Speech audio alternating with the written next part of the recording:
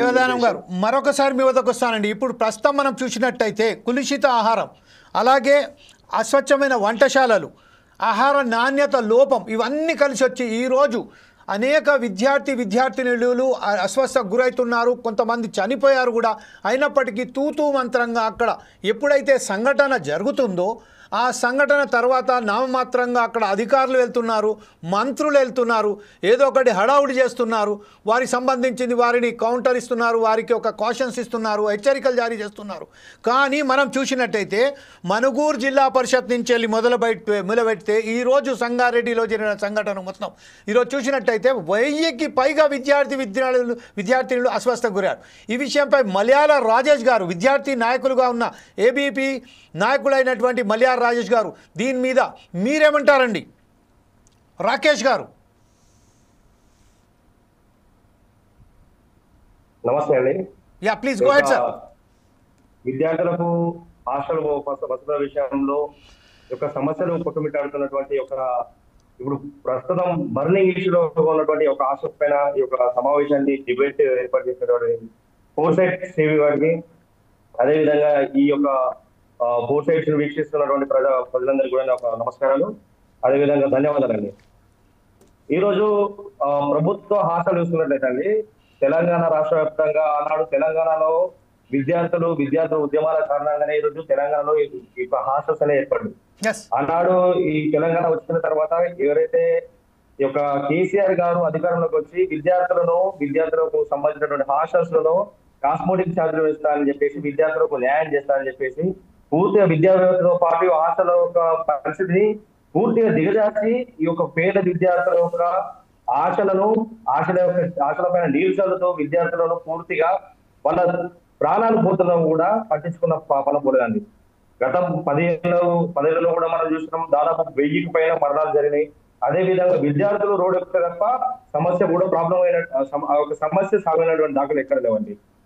అదే విధంగా ఈరోజు విద్యార్థులందరూ కూడా ఏకమై ఈరోజు యావత్ తెలంగాణ ప్రజానీకం అంతా కూడా ఏకమై ఈ యొక్క కాంగ్రెస్ ప్రభుత్వం ఎన్నుకుంటే ప్రభుత్వం ఏర్పడినటువంటి 7 నెలలకే అండి, 7 నెలల నుంచి ఒక ఫుడ్ పాయిజన్ జరగడం అంటే ఈ యొక్క రాష్ట్ర ప్రభుత్వానికి, ఈ యొక్క రాష్ట్ర ముఖ్యమంత్రికి, ఈ యొక్క విద్యా వ్యవస్థ పైన, ఈ యొక్క విద్యార్థుల పైన, పేద బడుగు బలహీన దళిత గిరిజన విద్యార్థులు ఉన్నటువంటి హాస్టల్స్ పైన ఉన్నటువంటి చిత్తశుద్ధి అర్థమవుతా ఉందండి.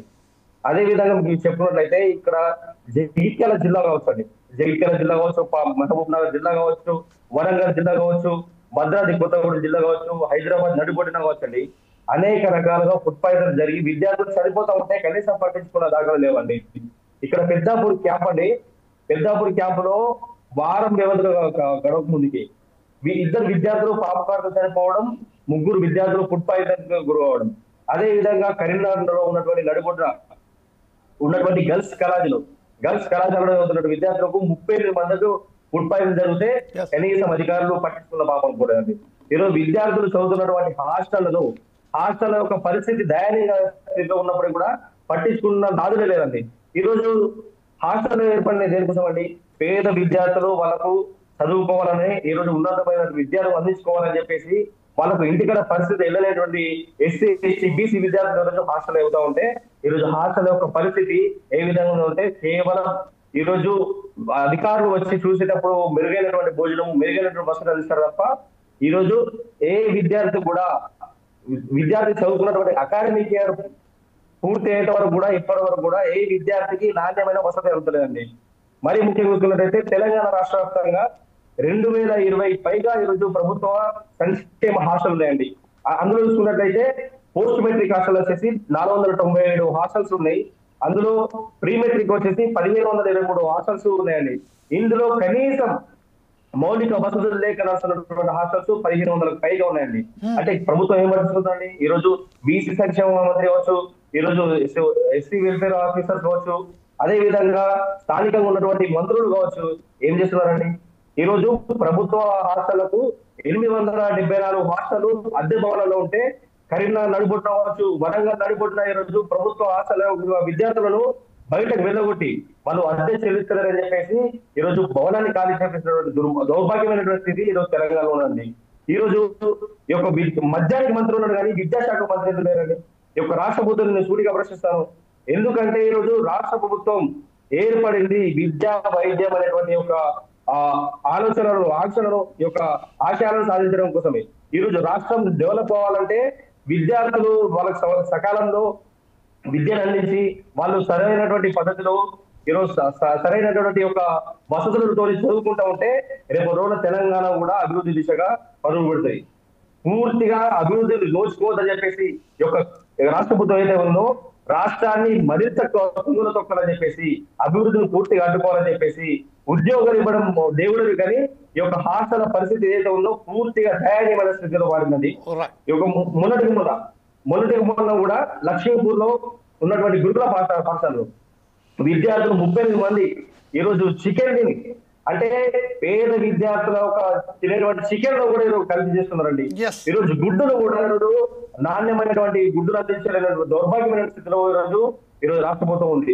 అదే విధంగా చూసుకున్నట్టయితే పాఠశాల కేంద్రంగా ఉన్నటువంటి హాస్టల్స్ ఏవైతే ఉంటాయో వాటి యొక్క హాస్టల్ యొక్క వంటశాలలు ఏవైతే ఉంటాయో వాటి మరుగుదొడ్డు పక్కన కావచ్చు, మురికి కాలంలో వెంబడి కావచ్చు, అక్కడ పందులు బోరుతా ఉంటాయి, కుక్కలు తిరుగుతూ ఉంటాయి. అలాంటి యొక్క ఫుడ్ లో ఈరోజు ఈ యొక్క విద్యార్థులకు పెడుతూ ఉన్నారు ఈ యొక్క రాష్ట్ర ప్రభుత్వం.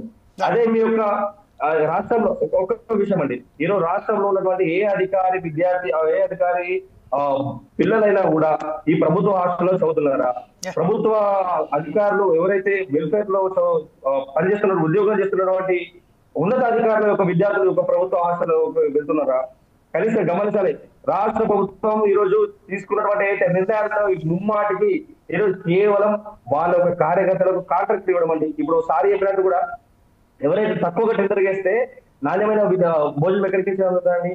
ఈ రోజు పోస్ట్ మెట్రిక్ చదివేటువంటి విద్యార్థులు కావచ్చు, ప్రీ మెట్రిక్ చదివేటువంటి విద్యార్థులు కావచ్చు 850 మన కాస్మెటిక్ ఛార్జీలు అందిస్తున్నాయంటే రోజుకి ఒక విద్యార్థి ఎంత అవుతుందండి? 22 రూపాయలు మాత్రం వస్తుంది. అదే విధంగా డైట్ ఛార్జెస్ వచ్చేది 750 రూపాయలు. 750 రూపాయలు పడుతున్నాయంటే ఒక విద్యార్థి ఒక రోజు మనమే చూసుకుంటే ఈ రోజు ఒక పర్సన్ ఒక రోజులో 100 నుండి 120 రూపాయల వరకు భోజనం చేయగలుగుతారు. కానీ 22 రూపాయల్లో ఈ రోజు ప్రభుత్వ హాస్టళ్లలో, సంక్షేమ హాస్టళ్లలో నాణ్యమైనటువంటి ఒక ఫుడ్ను ఏ విధంగా అందిస్తారని చెప్పేసి సూటిగా ఈ రాష్ట్ర ప్రభుత్వం సూటిగా ప్రశ్నిస్తున్నాండి. ఏ విధంగా మీరు నాణ్యమైనటువంటి ఫుడ్ అందిస్తున్నారు?